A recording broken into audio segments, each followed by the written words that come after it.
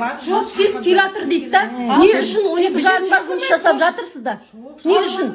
Сағат 7:15-те тастадыңдар ма жұмысты? Болды.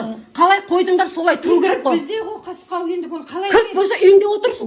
Сіз келе ма, шақырсын сол бойда. Келатыр деп шығың деп келді. Бірақ онда келатқанын күтейік. Жоқ, сізде сол не ақшаны тауып, нәпақаны тауып да, балдарыңа бересің ғой, аузыңа тауып да. Бізді ата-анамыз тауып береміз да. Бірақ өйтіп шақырған кезде өтіп келуге болмайды ғой. Машинге мініп кеткендер кім? Праваны тұрған сеш. Машинге мініп кеткендер кім? Жаңа машинге мініп кеткендер кім? Кім машинге мініп кетті ғой? Біздердің қасымыздан ба? Жап-жаңа Осы жерден шықты ма? Жоқ, мына жақтан шықты. Жоқ, мен ояқ білмеймін, мен неге шыққым келеді. Екеуің келдіңдер ма тек? Екеуміз. Екі адам киініп шығып кетті ғой. Мен ана жерде видеосы бар, мен түсіріп тұрмын. Жоқ, түсірсең қара, мен мына жерде киімдерім киінді де ана жақтан шығып кетті. Мініп алдым машинге. Ешкім шығарған жоқпын.